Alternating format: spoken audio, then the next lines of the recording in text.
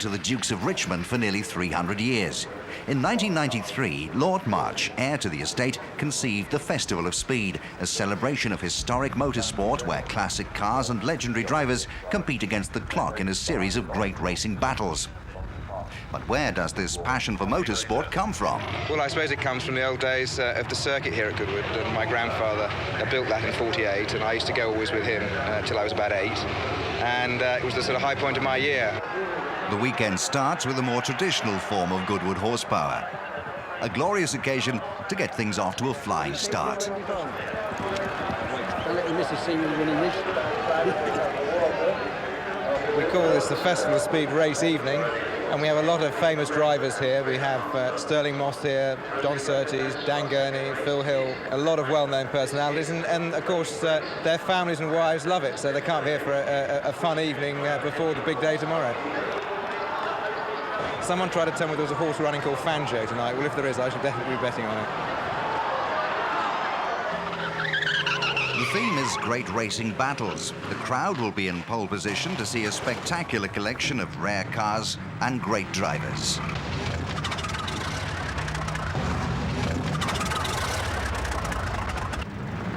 A great attraction is motorsport's most famous son, living legend Stirling Moss, winner of over 200 races in just 14 years. The thing is, it's brought back something of what Goodwood was in the early days. Goodwood was the first big race that mattered to us as drivers. We'd go there, test our latest cars, and if something was wrong, we could try and put it right. But beyond that, there was a social side. All the good-looking people were here, the Debs, the debutantes, and, you know, all those sort of people with their boyfriends and their Ferraris, and, you know, and also the Duke would open up his house and say, well, you know, you're moving with nice people in nice places. It really was superb. It's a special moment when Moss and co-driver Dennis Jenkinson are reunited with this fabulous Mercedes-Benz. It's a 300 SLR, about 304 or 5 horsepower, only 3 litres, which is amazing to me. Very long, straight 8 engine. This is the actual car that I happened to win the Tourist Trophy, the Targa Florio, and of course, most importantly, I suppose, the Miglia.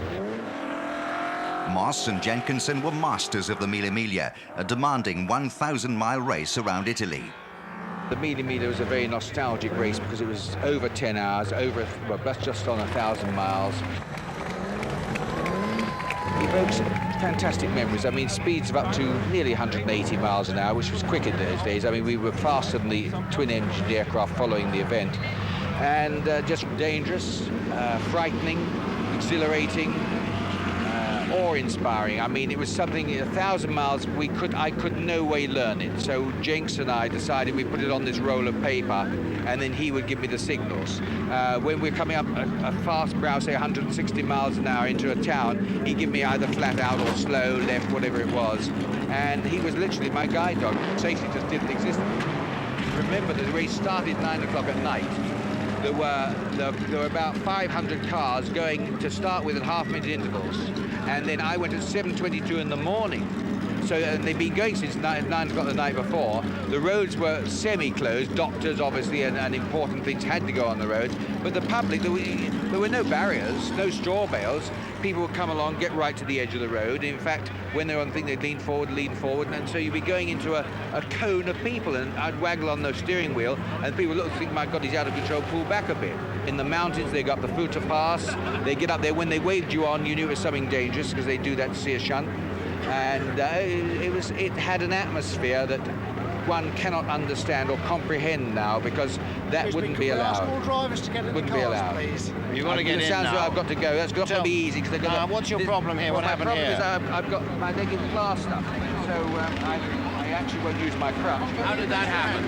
I'm going round Marble Arch at about 18 miles an hour, hit oil, truck had dropped, and I was on my scooter, my and Jenks, I took all my information from Jenks. He'd been 3 times world champion in a sidecar.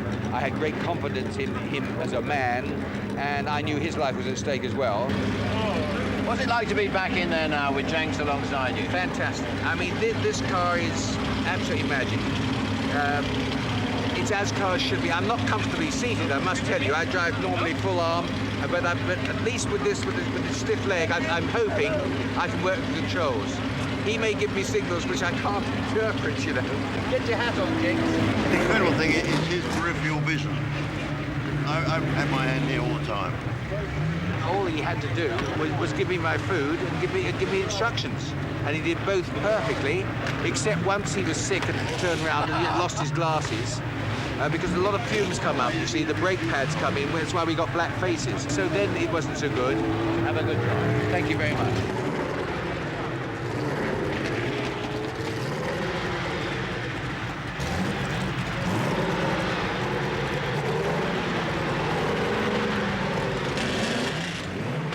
The glory days return to Goodwood as enthusiasts are treated to one of motorsport's greatest partnerships.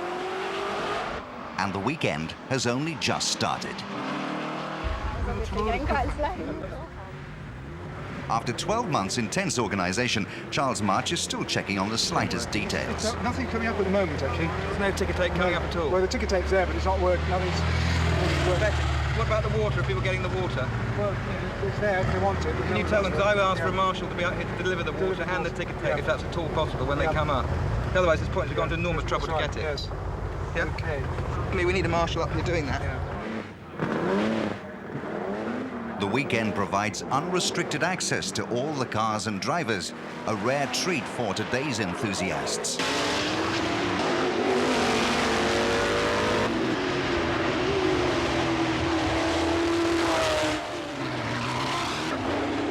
A race many drivers want to win is Le Mans.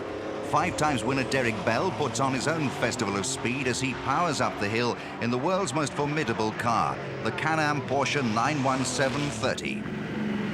It's the world's most powerful car I think there's ever been, certainly the world's most powerful sports car. It's a twin-turbo, 4.5-litre flat 12 engine.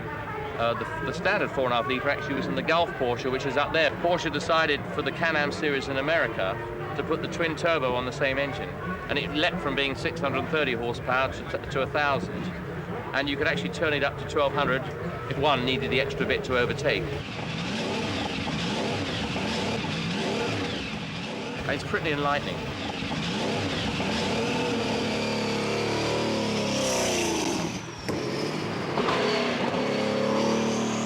Remember, you know, we got massive tyres which are slicks, which normally need 2 or 3 miles to warm up, and I've only got 800 yards to do the whole thing.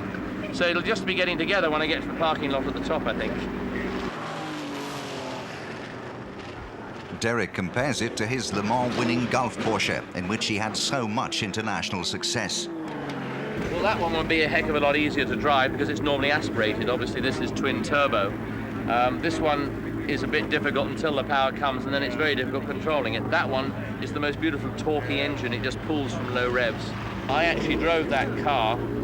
I know it's that car that I won the last race that they ever did with the 917 in factory colours. And that was the Paris 1000 Ks at Mille in 1971. This year's Le Mans winner, the McLaren F1, the world's most expensive road car. Derek had driven another F1 to an excellent 3rd place. So what's changed? Well, the technique is still the same. All I will say is what's happened now is that, and has happened for the last 15 years, since 1980, is that we drive flat out all the time at Le Mans in whatever it is. The cars are so technically advanced over the years, and I mustn't forget a McLaren is $1 million, so it should go like $1 million, and it did. I mean, they all ran beautifully, and whereas years ago when we drove that car and the car next to it, you always had to be careful with the gearbox, careful with this, careful with that. Whereas nowadays we run absolutely at 98% the whole time, and last week we rarely ran 100% the whole time. No stranger to Le Mans is this Ferrari 512, here driven by its famous owner Nick Mason, drummer for rock band Pink Floyd. It's a 512S Ferrari, 5-litre car built for the the championships of the 1970 period. It's a works car, entered at Le Mans, driven by Mr. Bell over there. And I think was involved in a fairly sort of major multiple shunt with most of the other works cars fairly early on in the race, so not that distinguished on that outing. Driven by Andretti, won at Daytona, I think it was. Then used for the Le Mans Phil, where it had an accident. It was meant to have a small cockpit fire that got out of control. So I bought the wreckage and restored it about 15 years ago. Your job as drummer with the Pink Floyd, what's the relationship between musicians and cars? There seems to be a big one. Money, I think. Is there anything more uplifting than that? Yes, there probably is. It may be to do with the fact that there's a sort of different... Cars are a different world. Once you're in a car, you're entirely responsible for the whole, for your own mistakes, rather than being in a band where you're never quite sure whether it's just luck or, that the audience is sort of captivated for some peculiar reason.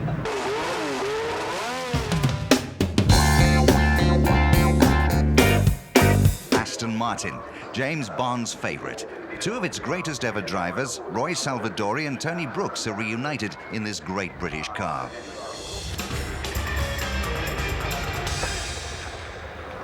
What brings us here, Tony? Well, I think we used to be teammates, and many years ago I drove for Aston Martin for 4 years, 55 to 58, but you drove for several more, Roy, didn't you? Yes, I believe on and off I drove for 11 years. Very good team, best team I ever drove for.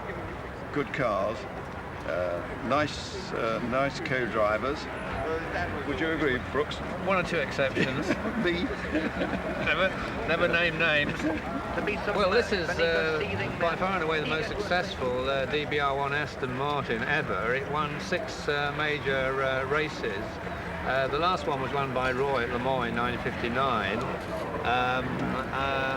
Stirling and I drove it in the TT, won the TT in 58, and I won 3 races in 57 with it, the Belgian Grand Prix, the 1,000 kilometres, and another international sports car race at Spa. So this particular car has won 6 major races. I think it must almost be unique in sports car racing. These cars are still great. I drove this car 2 days ago on the Goodwood circuit.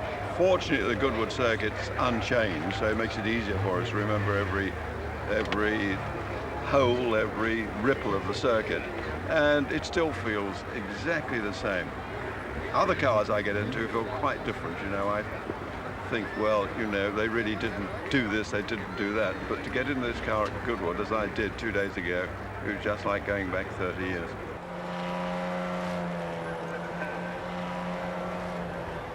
No safety factor. That was a desperate part about it. We really should have done something about it.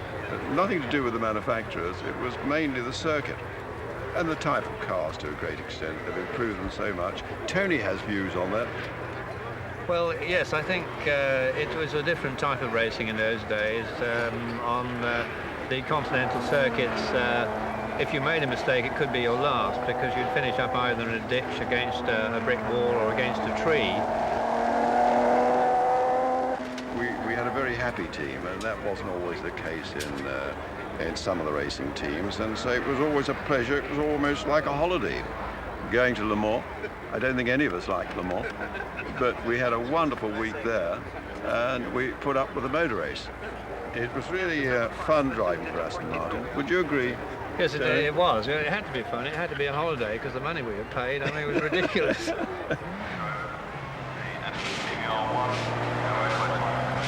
Saturday is a huge success. Goodwood is jam-packed and the crowd are basking in the sunshine.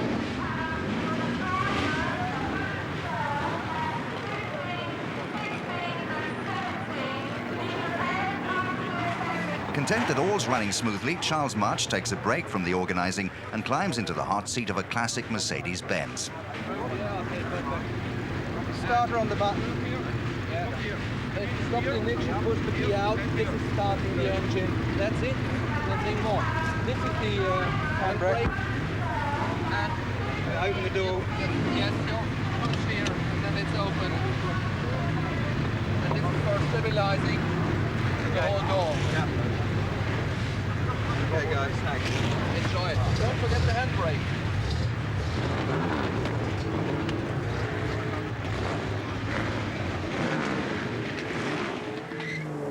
His grandfather would have been proud to see the spirit of motorsport still alive at Goodwood.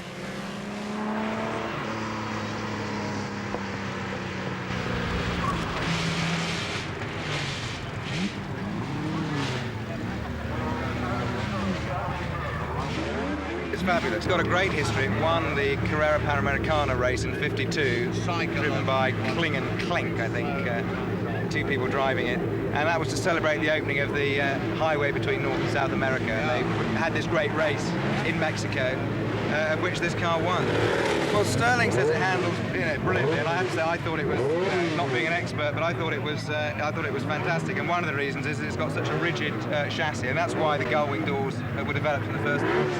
But the door was simply solving a design problem, and it caught on hugely and became a massively successful car. I mean, the 300 SL is still running today. And it all originates from this car, does it? Well, I think it does, yeah.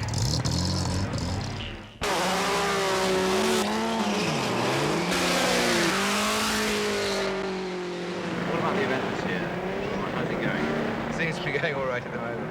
No, for a Saturday we've got a great, great crowd, and people seem to be enjoying themselves a lot.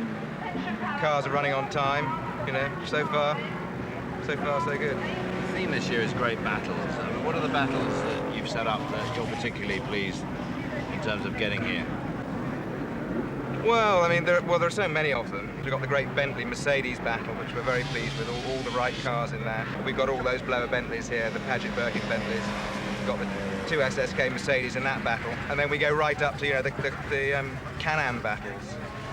That beautiful little T33, the Alpha, the Open Alpha, and the 9083 Porsches, and the big Langhead Porsches. Very pleased to have that here. And fantastic to have the Eagle Westlake, I mean, with Dan Gurney driving it. So what's your favourite this year? The car I'd most like to have. I think the Eagle Westlake is probably the car I'd most like to have. One notable absentee to the display is the 1962 shark-nosed Ferrari, which was scrapped by Enzo Ferrari after a poor season. At the time, Ferrari's driver was American Phil Hill. He's about to receive a surprise as rock musician Chris Rea reveals a childhood dream to his hero. Hi. Chris How are Rea, you? Phil Hill. How are you? Well, you better tell him about it, Chris. What shall I say? Tell him what you did. What is it? Shall we open it? Is it? Yeah, I'll just open the box. Yeah. Can I open the box? Good Lord. God. I knew that, had you? Well, there was such a thing. I didn't either. Where did this come from? Out of the history books. Good Lord, I don't believe it. One technical drawing and a lot of photographs. I'll be darned. You don't mind if I just step in? I don't mind if you scratch it. I don't mind if you crackle it. Attention. Will the owners of the Stirling vehicles please move them from the paddock area immediately? An emotional moment for two men who've fallen in love with a legend. This is really something. I can hardly believe it. So tell me about how much time you spent doing this, and how and where, and when did the inspiration hit you? When I was 11. Ever since Monaco 61. Gee whiz. I nearly burst into tears then, yes.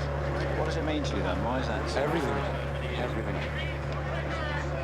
This was the entire global concept of my life when I was 11-year-old.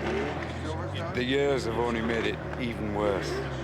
And because there wasn't much footage, because there was never any left over, they were all scrapped. It just made the legend, the mystery, just build and build over 30 years. And I've eventually now started work on a film which features this car, which was my excuse to build it. It's about a young boy, 1961, Scottish-Italian father, trying to sell ice cream in Glasgow. And his father and his uncles tell him all the wonderful stories of where he comes from. This country south of the Alps, beyond the grey skies. And the young boy starts having these little daydreams, which we've put the music concerning Phil, Wolfgang von Trips and the Shark-Nosed Ferrari. And how much of that little boy is you? An awful lot. Phil Hill and Von Trips at the hairpit. There were so many creative photographs, which they used in the guys in those days used to use a lot of bent lenses, and we could never get proportions. And we went back 4 times altogether with the actual top. You get a little bit like Enzo. You live with the car, you know, and you discuss about what's right, what's wrong, what could be better.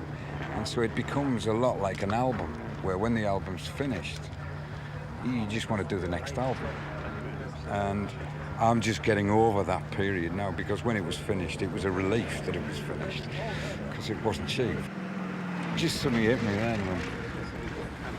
I mean, meeting Phil Hill, it's just like meeting, I don't know, first time I met Eric Clapton. It's the same thing to me.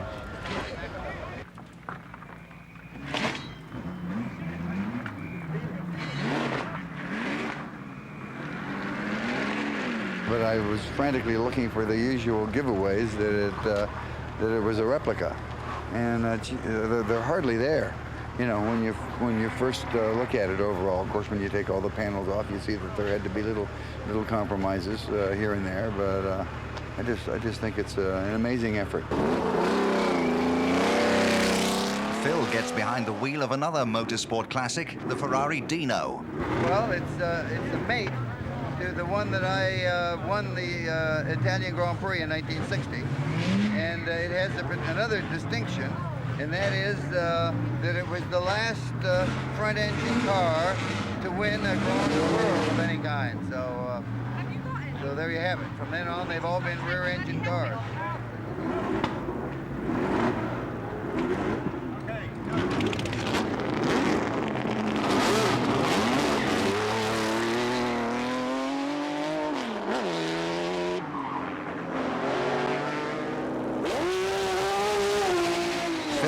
Joined by another American giant of Formula One, Dan Gurney, at the wheel of the Eagle Westlake. This car won the Race of Champions at Brands Hatch, which included 100 bottles of champagne. And well, it was, you know, it sort of blossomed about the same time as the Ford DFV and the Lotus, which was a tough act to follow, but it could compete. It ran very well at the Nürburgring. It did win the race at Spa, Belgium, and set the lap record. On your run up the hill just now, did you see a sign halfway up with your name on it? I did, yes. I don't know where they come from, but anyway, it was great to see it. What do they put on it? I think it said Gurney on it. I'm not sure. I went by fairly quickly, but it said Dan Gurney maybe. Viva Gurney. Viva Gurney. All right. Well, whoever did it, I thank him.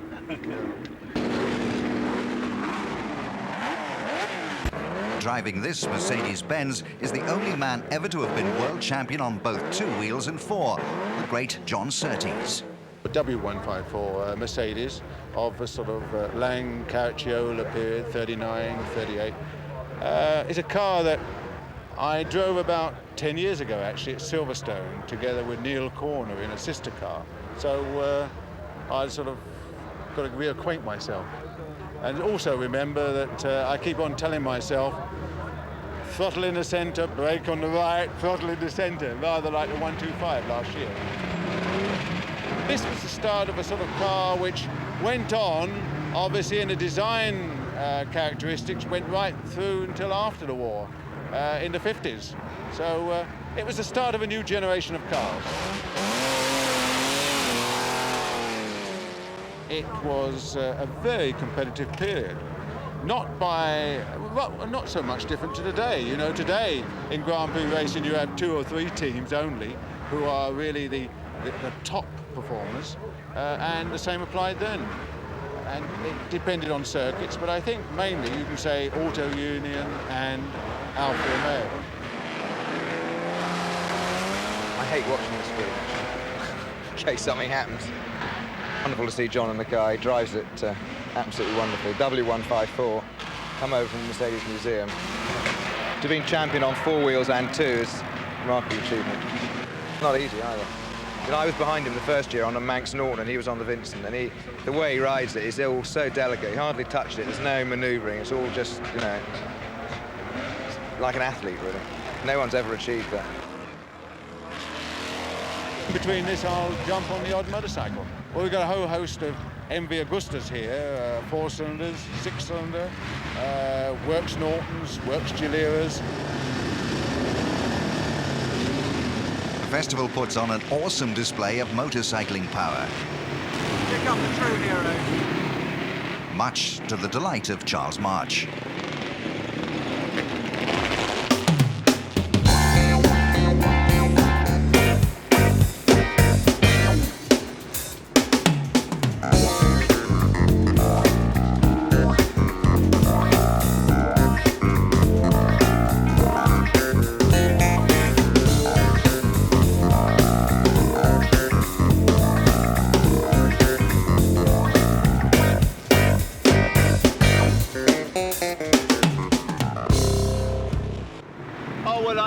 Tinkering with mechanical things.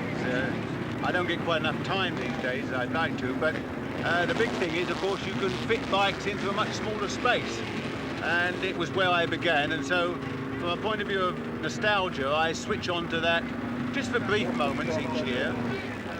It's obviously very different, apart from the fact that you're still sort of, through the tips of your toes and your fingers and to the seat of your pants, relating to a piece of machinery where it's giving you messages and you're trying to extend it, obviously, and understand it.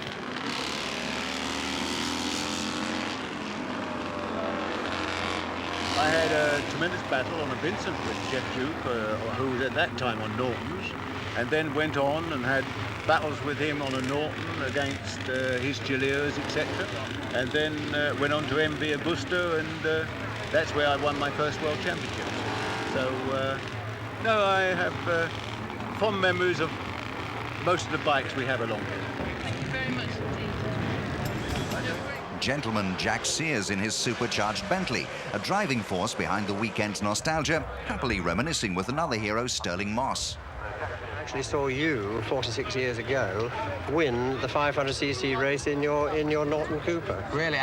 But you were just a spectator? I was just a spectator, and you were just, you know, the star of the days, young Stirling Moss, who's this guy, and little did we know what was in store for us. How long before you got in and actually had a race? I had my first race in 1950 here at Goodwood in a TCMG.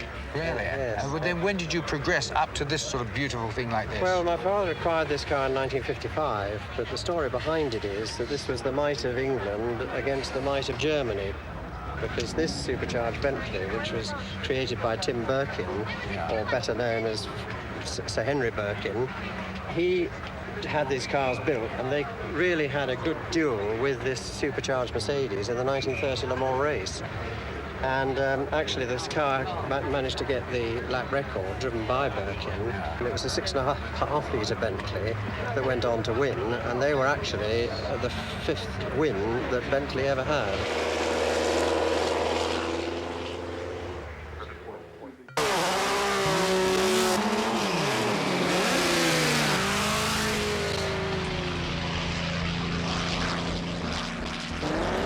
A record 75,000 crowds see the Spitfire pay tribute to the festival.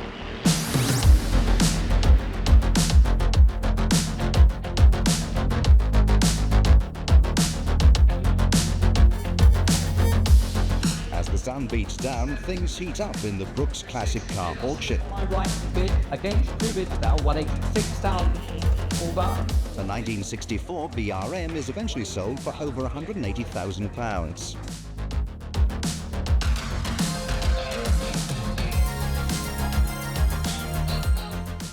Every era of motorsport is on show in impressive style. This classic was brought all the way from America by its present owner, George Wingard, just for this festival.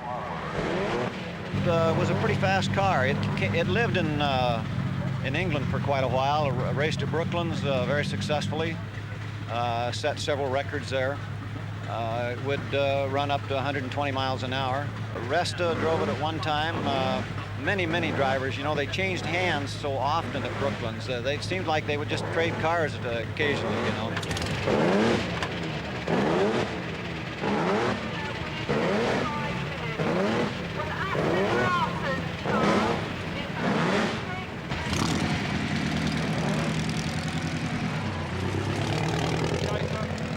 The advance in motorsport is clear to see, as the cars of yesteryear give way to those of today.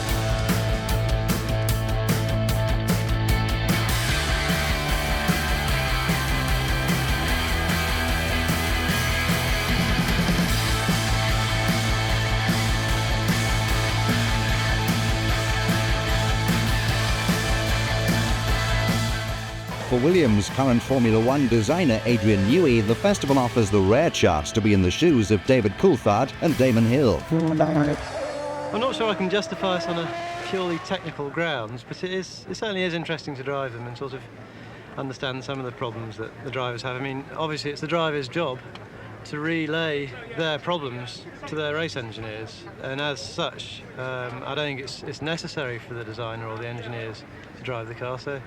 But it's certainly good fun. I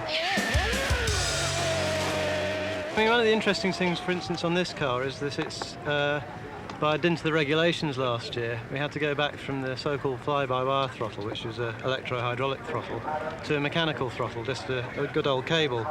And I can certainly notice the difference of that. It's much less progressive, and you can feel the friction, so it's difficult to modulate the throttle as well. And that's exactly what the drivers were complaining about last year. So whilst I already knew it was there, it's quite interesting to sort of actually feel it for myself.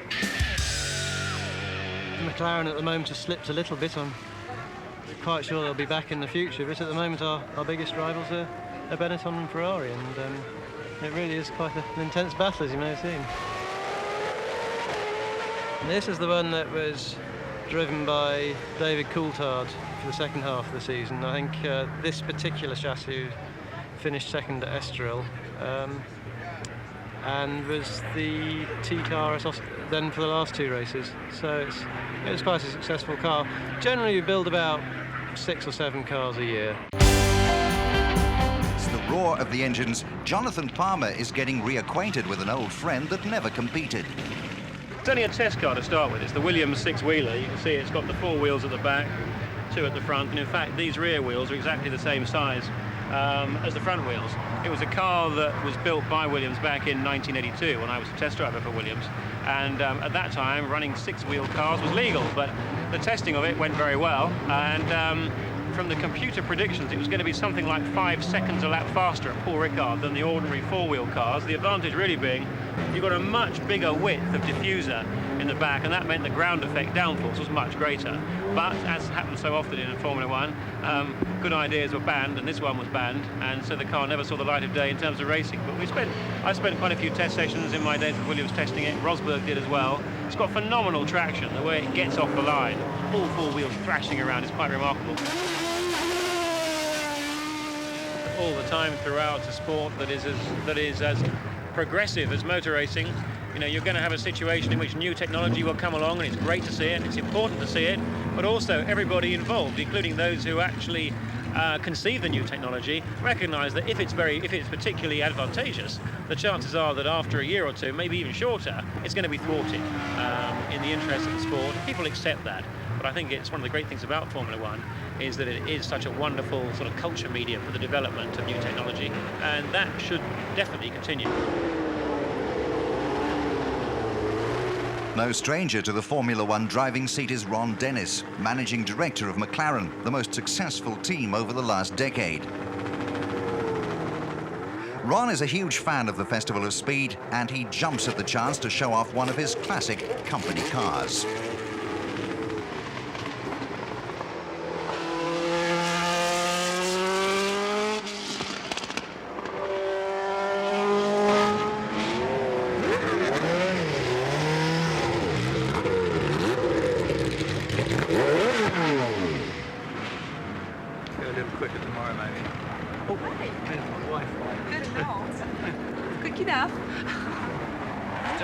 Briefly about this car, Ron. What was its background? This is an M26. It's a car that James won some races in. Completely original. The actual engine that he won the races with, and very well restored. It's out of the museum. And I think racing cars are built to run.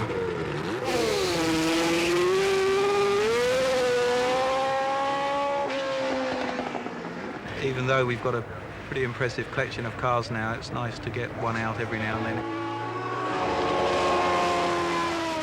As Ron knows all too well, Formula One fortunes can fluctuate. Previous year they'd won the World Championship, so they were feeling pretty bullish, but unfortunately things went a little downhill from there. But all teams have their dips. We're having one at the moment, but it's going to be as shallow and short-lived as I can make it. We've all got the boy racer in us somewhere in varying degrees, but I'm under no illusions about my competence or more accurately my lack of it. I've tried to be sensible and use cars that are driver friendly. Unfortunately tomorrow I'm not going to be so sensible and drive one of the factory Mercedes, which has got a huge amount of horsepower, so I think it's going to require a deal of concentration and not too much right foot when the car's not pointing in anything other than a straight ahead direction. But I'm looking forward to that. It's a privilege. Ron, how are you feeling about driving this car? A touch nervous. I'm sure you'll be fine. Just remember, throttle in the middle. I hope I can bring that with 4 wheels on.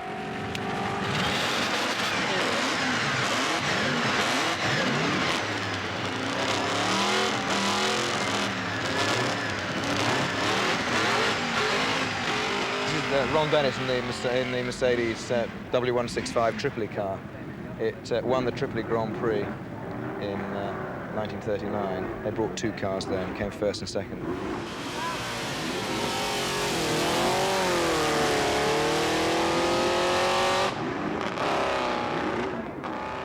The car has hardly ever been used since. They've just rebuilt it and it's here with us this weekend. So we're, again, very honoured. Fantastic. It's special. Yeah, absolutely fantastic.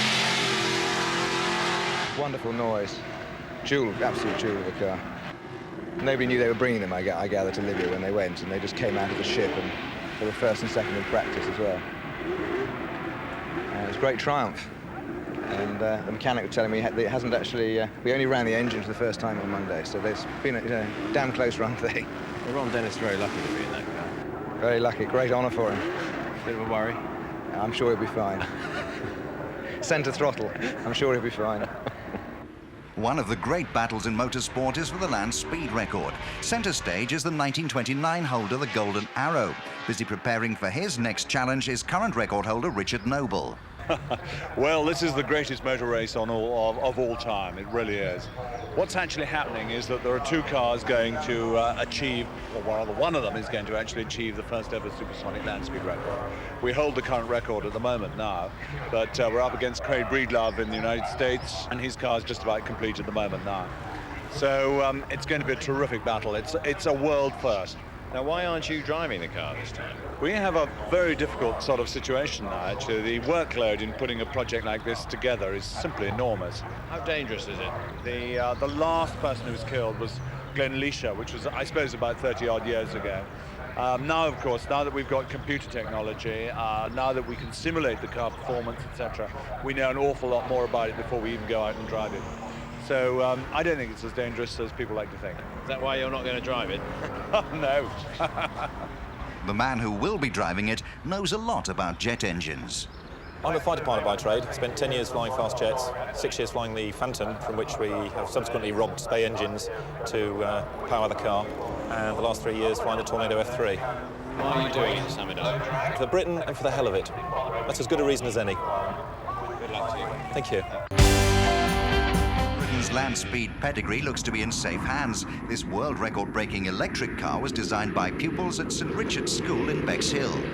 I'm a school teacher at a school in Bexhill on Sea. We played with building motor cars and wanted to do something really exciting. We wanted to break a world record, and that's what we did with this car. The world record was for the under 500 kilogram battery-driven cars, and it stood at the time at 100.242 miles an hour. We put it up from 100 to 106.746, which we were very pleased with. After this car was disqualified at Le Mans in 1953, Duncan Hamilton and Tony Rolt drowned their sorrows. However, there's a twist in the tale, and Duncan's son Adrian is eager to tell the story. So, naturally, Tony wrote to my father, very, very disappointed, obviously, to be kicked out of the race before it even started. Decided to drown their sorrows in no uncertain manner.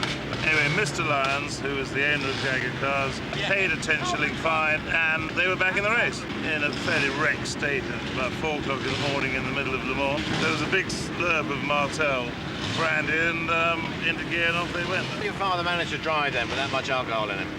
He wasn't racing with alcohol as such. No, he... On your helmet, sir! I'm in the middle of an interview. Sorry, where were we? Alcohol. No alcohol. No, it wasn't quite like that. He was a very accurate and professional race driver and did the job extremely well, as history has proven.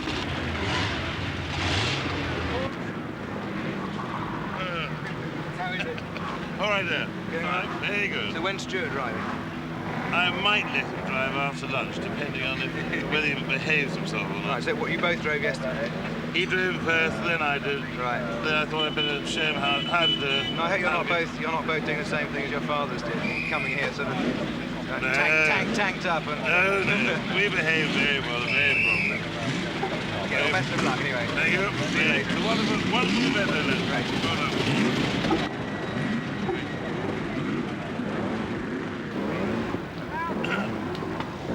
That is an orange that somebody put into the C-type at Le Mans in '53, and every race thereafter, my father always had the orange on him. That is a 42-year-old orange. And Great work. Brought him a lot of good luck. That brought him a lot of good luck. That orange has gone further than most oranges, I can promise you. From alcohol-fueled drivers to alcohol-fueled cars and Stirling Moss's Cooper. It was one of his first ever racing cars, and there's still a formidable double act. Now, this car is the first ever car that I had, first racing car. This is a Cooper 500 with, of course, a Norton engine. That means it's a 500cc racing engine running on alcohol, incidentally. I had a lot of success with this. I mean, I drove one of these in 15 events my first year and won 12 of them. And, of course, to me, the important thing is that I came to this circuit, Goodwood, and managed to win a race in 1948 in one of these. And it's an absolutely super little car. You've got a 4-speed gearbox, independent suspension, of course, and Cooper was, I suppose, the forerunner of bringing in the rear engine. This only weighed 500 pounds, and it was terrific to drive, very responsive.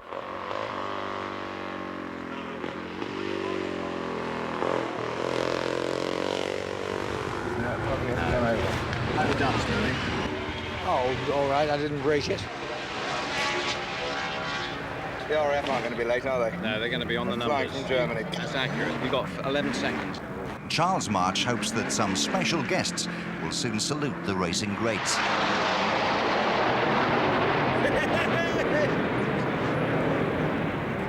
It's pretty on the button, weren't they? 11 seconds and suddenly beats me. Fantastic. We had quite a lot of trouble working out the display line, and really fantastic. Some slam in the middle of the house. I mean, to see the golden arrow here and the red arrows above, I think it was just about... No, they haven't practiced. They've surveyed the site for about 3 weeks. Just done it by computer. Yeah, they had surveyors here surveying the whole site. I mean, you have to just put in for it, and about a year in advance, and they select the venues they're going to, and that's the end of it. So it's kind of lucky day. So we were, delighted they came, obviously, and I hope the RAF get something out of it too. I'm sure they will. Thanks. I think there are lots of people who really appreciate aeroplanes anyway. So here we go, Andrew. Here we go. This is the big straight at them. Look.